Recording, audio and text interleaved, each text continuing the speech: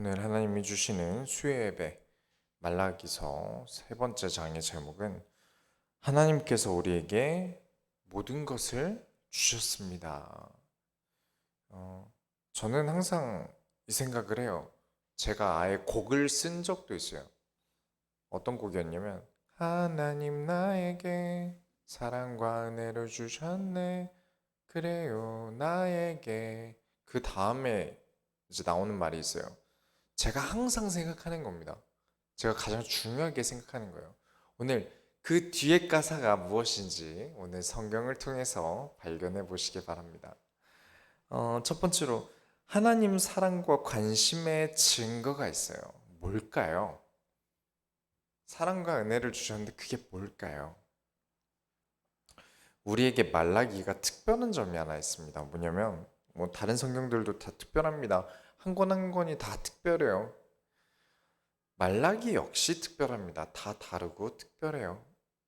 말라기가 우리에게 특별한 점은 다른 성경에서는 하나님께 선지자만 말을 했다거나 여기 선지자랑 하나님만 얘기를 주고받는다거나 아니면 하나님만 얘기를 하신다던가 그런 형식으로 오고 가는데 말라기에서는 포로에서 돌아온 유다 백성들이 하나님께 무슨 말을 하고 있는지를 나타냅니다. 하나님이 우리를 사랑하십니까? 하나님이 우리를 어떻게 사랑하셨습니까? 우리가 어떻게 주의 이름을 멸시하였나이까? 이 유다라는 나라에 전체적인 게 깔려 있는 많은 사람들이 속으로 생각하거나 혹은 입 밖으로 말하는 것들을 하나님이 답변을 해주세요. 그런 면에서 특별하다고 할 수 있습니다. 하나님이 우리를 사랑하십니까? 하나님이 우리 교회를 사랑하시는 증거로 무슨 일이 생기면 제사장, 목사님부터 혼냈습니다. 그게 저 개인적으로는 제가 하나님의 사랑을 받고 있다는 증거예요.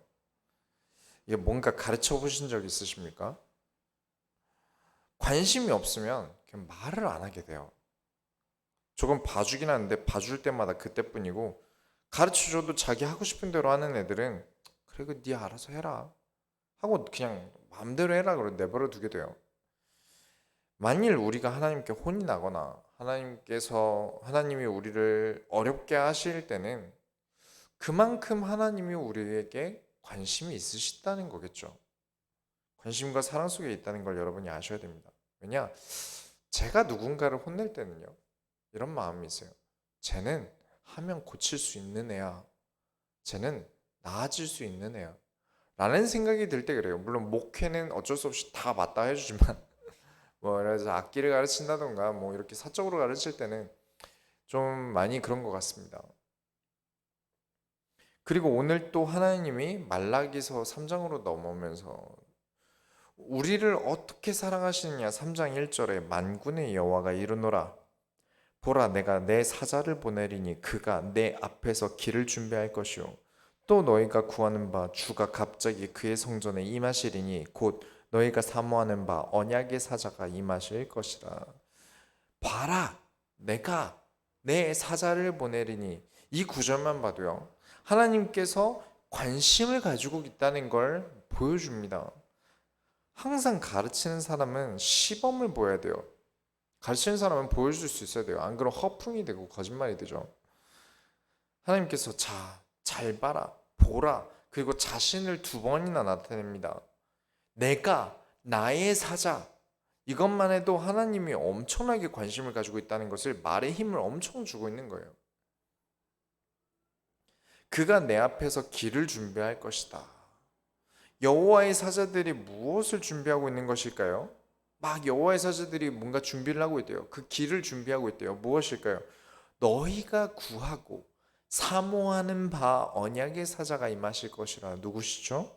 예수님을 말하는 겁니다. 하나님이 우리를 사랑하셔서 그리스도를 보내주셨습니다. 우리가 하나님의 관심 속에 있다는 증거, 그리스도께서 우리와 함께하고 계십니다. 3장 2절에 그가 임하시는 날을 누가 능히 당하며 그가 나타나시는 때에 누가 능히 서리요. 그리스도를 누가 막습니까? 누가 그 사랑을 막을 수 있겠습니까? 그리스도께서 나의 주인이 되시겠다는 것을 누가 막을 수 있겠습니까? 예수님의 십자가 사건을 누가 막을 수 있겠습니까? 사망이라고 예수의 부활을 막을 수 있었겠습니까? 그와 같이 우리 죽은 자들이 그리스도로 살아날 것을 누가 막을 수 있겠습니까?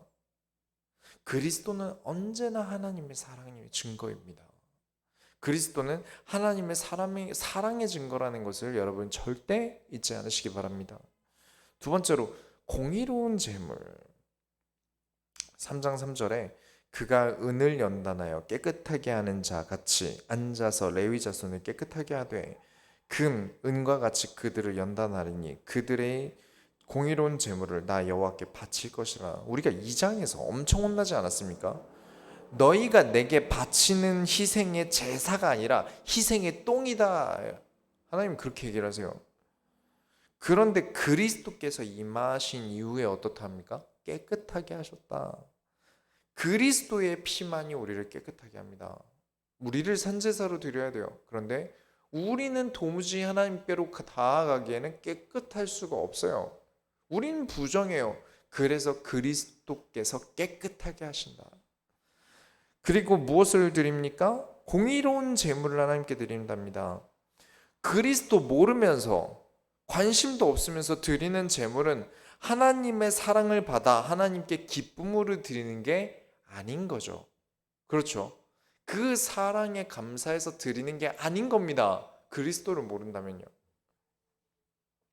그냥 교회 운영비가 될 뿐이에요. 그것은 거룩한 제사가 될 수 없어요. 왜죠? 희생제사 무엇으로 드립니까? 소와 양의 피를 뿌립니다. 그리스도의 피의 가치를 모르면서 뿌리는 피가 과연 하나님이 깨끗하다, 거룩하다 하실 수 있는 거겠습니까? 이는 구원받은 모든 인간들도 동일합니다. 하나님은 이 사람에게 그리스도가 있느냐 없느냐로 구원을 보세요. 하나님은 이 사람이 그리스도 말만 하느냐, 그리스도로 살아가느냐를 통해 구원을 누리는지 못 누리는지를 구분하고 계세요. 3장 4절부터 5절에 그때 유다와 예루살렘의 봉헌물이 옛날과 고대와 같이 나 여호와께 기쁨이 되려니와 내가 심판하러 너희에게 임할 것이라. 점치는 자에게와 가늠하는 자에게와 거짓 맹세하는 자에게와 품꾼의 사기에 대하여 억울하게 과하며 과부와 고아를 압제하며 나그네를 억울하게 하며 나를 경외하지 아니하는 자들에게 속히 증언하리라. 만군의 여호와가 말하였느니라. 복음이니까 덮어주자. 우린 다 죄인이고 우리도 율법 다 못 지키니까 용서하고 덮어주자. 아니요. 죄는 절대 덮는 거 아닙니다. 분명한 처벌과 규율이 없다면 더 죄를 지어도 될 명분을 만들어줄 뿐입니다. 진짜 복음이라면 그리스도를 정말 안다면 더더욱 죄는 가볍게 여겨서는 안 됩니다. 죄를 가볍게 여기면 어떻게 됩니까? 죄를 가볍게 본 만큼 그리스도를 가볍게 봅니다. 그렇죠? 내가 얼마나 큰 죄인이었는지 깨달을수록 그리스도께 감사해야 정상 아닙니까? 왜 그리스도를 가볍게 막 갖다 씁니까? 왜 여호와의 이름을 망명되게 부르죠? 죄에 대해서 가볍게 생각해서 그래요. 그렇다고 막 극단적으로 생각하자는 건 아닙니다. 그런데 많은 복음주의자라고 말하는 사람들 중에 가벼운 사람이 너무 많아서 그래요. 우리에게 주신 구원의 은총을 가볍게 여기는 꼴이 됩니다. 얼마나 큰 은혜입니까? 이걸 가볍게 보는 거예요. 하나님께서 죄에 대하여 무겁게 꾸짖으십니다. 그렇죠. 지금 쭉 얘기하시죠. 하나님이 내가 그들에게 증언하리라. 그 다음에 뭐라고 하는지 보시겠습니다. 6절부터 7절에 나 여호와는 변하지 아니하나니 그러므로 야곱의 자손들아 너희가 소멸되지 아니하느니라. 만군의 여호와가 이르노라 너희 조상들의 날로부터 너희가 나의 규례를 떠나 지키지 아니하였도다. 그런즉 내게로 돌아오라. 그리하면 나도 너에게 돌아가리라 하였더니 너희가 이르기를 우리가 어떻게 하여야 돌아가리까 하는도다. 억압하고 하나님을 경외하지 않는 자들에게 속히 증언하셔서 혼내실 것 다 혼내신 다음에 무슨 말을 하십니까? 나는 변하지 않는다. 그런즉 내게로 돌아오라. 너희 조상들은 지키지 않았다. 그러니 너희는 돌아오라. 아시겠죠? 죄는 덮는 거 아닙니다. 내가 그 죄를 덮지 않고 분명하게 하나님께서 내가 얼마나 큰 죄인이었는지를 보여주신 이후에 돌아오라. 그렇게 하나님께 돌아가는 겁니다. 근데 하나님께 어떻게 돌아갈까요? 여기서 또 재밌는 얘기를 하세요. 이스라엘 백성들이 그럼 하나님께 어떻게 돌아갑니까? 라는 질문에 뭐라고 얘기하시냐면 11조 얘기를 하세요. 사람이 어찌 8절부터 9절 보면 사람이 어찌 하나님의 것을 도둑질하겠느냐? 그러나 너희는 나의 것을 도둑질하고도 말하기를 우리가 어떻게 주의 것을 도둑질하였나이까 하는도다. 이는 곧 11조와 봉헌물이라. 너희 곧 온 나라가 나의 것을 도둑질하였으므로 너희가 저주를 받았느니라. 11조에 대해서는 도대체 왜 여호와께 돌아가는 것과 11조랑 무슨 상관이 있을까요? 일단 11조에 대해서는 말이 참 많죠. 여전히 항상 뜨거운 감자입니다. 불신자들도 11조에 대해서 아주 극혐합니다. 유럽 선진국은 11조 없는데요. 네, 맞죠. 11조 없습니다. 거긴 목사가 공무원이니까요. 나라에서 월급을 줍니다. 그러니까 횡령 같은 거 꿈도 못 꾸죠. 그쵸? 공무원이 횡령하는 거잖아요. 그래서 뭐 불을 불려서 축적하려는 시도 그런 것도 못 하죠. 그렇다고 우리나라도 그렇게 하면 됩니까? 저는 개인적으로 반대입니다. 난리가 나요. 우리의 피 같은 세금으로 목사들이 먹고 산다 이러고 난리가 날 거고요. 또한 교회들은 어떻겠습니까? 목회자들이 월급을 받아요. 그러면 성도들이 한 주 안 와. 신경도 안 쓸걸요. 오든지 말든지. 좀 말 안 듣는다, 안 듣는다, 교회 자꾸 빠지고 연락도 안 받는다. 바로 그냥 막 그따위로 할 거면 나오지 마세요 이럴걸요. 월급 받아 일하니까요. 영혼을 사랑하지 않게 될 겁니다. 그리고 정부와 결탁도 할 거고요. 정부에서 내려오는 지침대로 교회가 운영될 거예요. 교회는 누군가 다른 세력에 의해서 움직여야 되는 곳이 아닙니다. 그런 곳이 아니에요. 정부에서 내려오는 지침대로 운영되고 지침대로 설교를 하게 된다면 얼마나 끔찍하겠습니까? 거기다가 교회를 나가면 이제 교회를 출석하면 나라에서 교회 출석한 사람에게 또 세금을 먹여요. 출석만 하면 세금을 떼는데 그 세금이 어마어마한 걸로 알고 있어요. 여러모로 별로예요. 여러분 차라리 11조가 낫습니다. 왜 11조를 내야 합니까? 11조는 하나님의 것이라서 네 맞습니다. 지금 읽으신 구절대로 그래서 하나님이 도둑 맞았다라고 하시는 거겠죠. 하나님 것이었다는 얘기죠. 그런데 다들 그렇게 배우셨을 거예요. 11조는 하나님의 것인데 도둑질한 거다. 조금 더 깊이 보겠습니다. 그렇죠? 이 시간 아니면 이렇게 깊이 다룰 시간이 없죠. 10절부터 12절을 보면 만군의 여호와가 이르노라 너희의 온전한 11조를 창고에 들여 나의 집에 양식이 있게 하고 그것으로 나를 시험하여 내가 하늘 문을 열고 너에게 복을 쌓을 곳이 없도록 붙지 아니하나 보라. 만군의 여호와가 이르노라 내가 너희를 위하여 메뚜기를 금하여 너희 토지 소산을 먹어 없애지 못하게 하며 너희 밭의 포도나무 열매가 기한 전에 떨어지지 않게 하리니 너희 땅이 아름다워짐으로 모든 이방인들이 너희를 복되다 하리라. 만군의 여호와의 말이니라. 11조를 지키면 반드시 내가 너희를 지켜주겠다. 복이 가득해서 밭에 열매가 끊이지 않게 하겠다. 조금 더 깊이 보겠습니다. 아까 하나님이 제사를 받으실 때도 무엇을 보고 받으신다고 하시죠? 그리스도가 있는가 없는가입니다. 그리스도의 의미를 알고 하나님께 드렸는가를 보신다 그랬죠. 그럼 단순히 11조는 그냥 하나님 것이니까 드린다 아닐걸요? 그러면 2장도 의미가 없습니다. 희생의 똥이라고 하셨던 의미가 없어요. 하나님은 그리스도의 유무에 관심이 항상 있으세요. 헌금에서든 무엇이든 나든 헌금이든 무엇이든 간에 그리스도가 있는가 없는가에 관점이 있으세요. 기준이 항상 그리스도였습니다. 그리고 그리스도를 아는 자에게 돌아오라 내가 지켜줄 것이다. 그리고 어떻게 돌아오냐는 질문에 갑자기 11조 얘기를 꺼내신단 말이죠. 그래서 제가 11조 얘기를 드릴 때 굉장히 11조 얘기가 나올 때마다 강조했던 건데 11조는 나의 전부를 드린다는 의미예요. 다 드릴 수 없기 때문에 10분의 1로 압축해서 줄여 드리는 거예요. 10,000원에서 1,000원 드리는 거 그래도 9,000원 남죠. 그런데 10만 원에서 10,000원 드리는 건 좀 얘기가 다르죠. 100만 원에서 그럼 10만 원 이렇게 되면 남는 게 없어요. 200만 원에서 20만 원이면 또 스트레스죠. 1,000만 원을 벌었다고 생각해 보세요. 100만 원 드려야 돼요. 1억은 어떡하죠? 그걸 세금 떼고 나면 뭐 남는 것도 없는데 진짜 11조까지 하려니까 도무지 못 낼 거예요. 아마 그 정도로 많이 벌게 되면. 세금 진짜 많이 나갑니다. 요즘 느끼고 있는데. 나라에서 내가 11조 내는 걸 그렇다고 정상천적 해주진 않아요. 그래서 11조는 어렵습니다.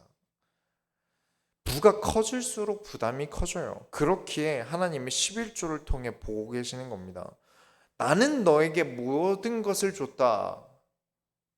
너는 나의 모든 것을 받았다. 왜죠? 하나님이 육신이 되어 이 땅에 오셨습니다. 그분이 예수님이세요. 그리스도를 우리에게 보내주셨습니다. 그렇다면 하나님 입장에서는 우리에게 모든 걸 주신 거예요. 다 주신 겁니다. 이걸 정말 아는 사람이라면 나를 하나님께 드릴 수 있어야 정상이지 않습니까? 나의 전부를 다 드릴 수 있는 사람이라면 10분의 1도 드릴 수 있을 겁니다. 그 10이 아무리 크더라도 1을 드릴 수 있을 거예요. 이게 어떻게 하나님께 돌아가는지에 대한 증거입니다. 아, 돌아왔구나. 하나님 보고 계시다는 거예요.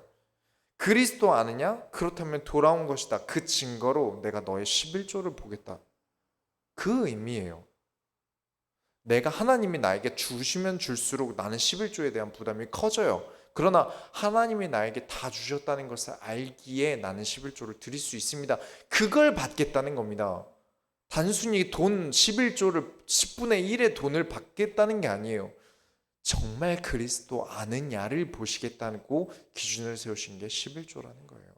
결론을 내리겠습니다. 13절부터 14절에 여호와가 이르노라 너희가 완악한 말로 나를 대적하고도 이르기를 우리가 무슨 말로 주를 대적하였나이까 하는도다. 이는 너희가 말하기를 하나님을 섬기는 것이 헛되니 만군의 여호와 앞에서 그 명령을 지키며 슬프게 행하는 것이 무엇이 유익하리요. 아까 11조 부담스럽다 했죠. 하나님을 섬기는 게 명령을 지키는 게 슬퍼요. 그렇게 슬프게 행하는데 또 무슨 유익이 있겠나 싶어요. 11조 드린다고 내 삶에 뭐가 달라지나 싶어요. 11조 드리는 게 우리에게 무슨 유익이 되겠어? 헌금?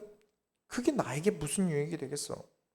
15절에 지금 우리는 교만한 자가 복되다 하며 악을 행하는 자가 번성하며 하나님을 시험하는 자가 화를 맺는다 하노라 함이라. 보니까 교만하게 내 실속 챙기는 사람이 돈을 벌어요. 예전에 11조 얘기하면서 많은 사람들과 얘기를 할 때 이런 얘기를 했는데 200만 원을 버는 사람은 20만 원에 11조를 하겠죠. 그렇죠? 똑같은 총각인데 둘 다 200만 원을 벌어요. 한쪽은 11조라고 한쪽은 안 해요. 누가 더 여자친구한테 잘하겠습니까? 누가 더 여자친구한테 맛있는 걸 많이 사주고 선물을 많이 사줄까요?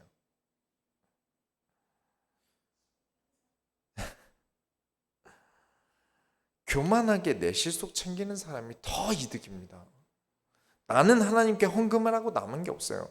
헌금 안 하는 사람이 잘 먹고 잘 살아요. 그걸 넘어서 악을 행하면 더 잘 살아요. 번성할 정도요. 그래, 하나님의 시험 들 정도 돼야 먹고 살겠다 싶어요. 하나님이 하라는 것과 반대로 하면 되겠다는 결론에 도달할 정도가 돼요. 16절에 그때 여호와를 경외하는 자들이 피차에 말하매 여호와께서 그것을 분명히 들으시고 여호와를 경외하는 자와 그 이름을 존중히 여기는 자를 위하여 여호와 앞에서 기념책에 기록하였느니라. 하나님 보고 계시다는 거예요. 11조라는 기준을 가지고 하나님의 관심이 우리에게 다 있다고 말씀드렸죠. 하나님 다 보고 계십니다. 다 기록하고 계세요. 누가 그리스도인인가 아닌가 하나님이 구분하고 계시다는 겁니다. 17절 18절에 만군의 여호와가 이르노라 나는 내가 정한 날에 그들을 나의 특별한 소유로 삼을 것이요 또 사람이 자기를 섬기는 아들을 아낌같이 내가 그들을 아끼리니 그때에 너희가 돌아와서 의인과 악인을 분별하고 하나님을 섬기는 자와 섬기지 아니하는 자를 분별하리라. 잘 생각해 보세요. 내가 200에서 20만 원을 하나님께 드려서 하나님과 함께하는 그 전지전능하시고 위대하시고 모든 걸 가지신 하나님과 함께하는 것과 이거 두고 내가 사적으로 돈 쓰고 뭐 이거 물건 사고 뭐 사고 내 배 치우고 치킨 20마리 먹을 수 있는 거 하나님이 내 인생에 함께 하십니다. 내 인생을 책임지고 계세요. 내 인생을 보고 계세요. 그리고 구분하시겠답니다. 뭐가 더 이득일까요? 지금만 보지 마십시오. 하나님의 계획, 하나님의 뜻, 하나님이 원하시는 것, 이것과 반대로 가는 거 바보짓입니다. 일 때문에 잠 못 잔 거, 예배 빠지고 자는 거 아주 현실적이고 실속 있어 보여요. 주일날 나와서 예배 드릴 때 딴짓하는 게 더 나은 것 같아요. 우리 하나님 자녀들이 하나님께 특별하다 여김을 받는 것은요, 내가 뭔가 잘해서, 내가 잘생겨서, 내가 예뻐서, 헌금 많이 드려봐서, 언제나 나를 하나님께 드릴 수 있는 사람이 특별함을 얻습니다. 나를 위해 하나님은 이용당하시거나 버림당하셔야 되는 분이 아닌데, 우리는 너무 하나님께 인색해요. 헌금은 부담스럽고 예배 나가는 건 일 때문에 너무 피곤하고 나를 너무 힘들게 하고, 그런 마음가짐이라면 하나님 뭐라 하시죠? 빨리 돌아오라 하셨습니다. 하나님께 빨리 돌아오시기 바랍니다. 어떻게 해요? 그리스도로 살아가며 하나님께 나의 전부를 드릴 수 있는 마음을 빨리 가지시기 바랍니다. 우리가 하나님의 소원을 이뤄드립시다. 하나님 감사합니다. 오늘 말씀을 통하여 우리가 어떤 존재이고 무엇을 바라봐야 하는 존재인지 알게 하심을 감사드립니다. 조금 더 하나님이 원하시는 길 속에 있게 하시고, 하나님과 반대로 가는 것이 이득처럼 보이고 하나님을 따라 살아가는 것이 손해처럼 보이는 시대를 살아가지만 기필코 결코 그렇지 않다는 것을 하나님께서 세우신 기준인 그리스도를 통하여 나에게 증명하여 주옵소서. 살아계신 예수 그리스도의 이름으로 기도드렸습니다.